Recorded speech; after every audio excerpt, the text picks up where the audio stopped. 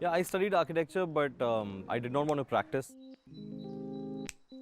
I like more hands-on work. I like improvising while working on site. And I just kind of chanced upon the art scene about 10, 12 years back. What I've been trying to do working on large-scale projects actually is try to see if I can decentralize the creative process a little bit. I find that the creative industry is a bit too hierarchical. I want to improvise. I'm much happier when I'm surprised by what turns out at the end. I started working with bamboo while I was still an architecture student. When I did my first 2 or 3 art projects, that is the medium that I chose. Early on in my career, I felt I was getting typecast like a bamboo artist, and the other thing was kind of like a romantic traditionalist, trying to say that the old way is good and the new way is bad. Well, I was not really so interested in that. So for many years, I did not work with bamboo.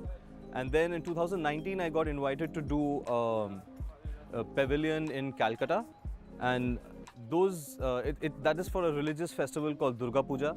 And in that festival, actually, bamboo is used extensively for making things, making the pavilions itself. But more often than not, the bamboo is covered up and decorated, so you don't really see the structure so much. So for that project, I decided to come back to bamboo. And then now I fear I'm getting typecast again as a bamboo artist. But at this stage of my career, I'm willing to take that risk. There's a lot of nature-inspired architecture happening right now, but a lot of that is happening on 3D environments with CAD as a developing tool, algorithms as a way of developing the textures, and also 3D printers. I found that weaving and basket making have a lot of parallels. In my practice, I'm really keen to try and bring together things that are apparently very disparate or polarized.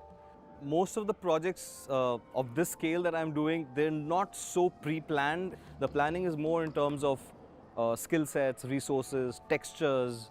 The process of each project itself is a bit cumulative, that only when a certain thing is done can the next step be taken. There's a lot of improvisation that I like to do. That's also part of my practice. Getting so-called classical or traditional ideas back into the contemporary practice. You know, like if we talk about sustainability today, the discourse around sustainability is talking about ideas like closed loop systems or local renewable resources, a low energy footprint, as though they're new ideas. Most pre-industrial society had those ideas very kind of embedded in the way they were living and working.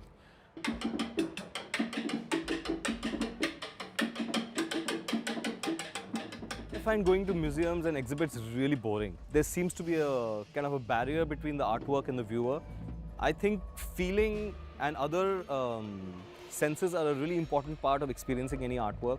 I want to create mechanisms that encourage people to interact with the work in different ways.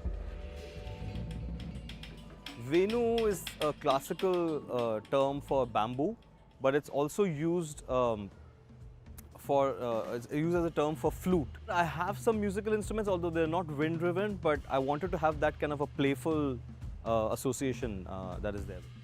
Many of my projects are actually exist only for the duration of the exhibition. After that, I like to find some other use for the material.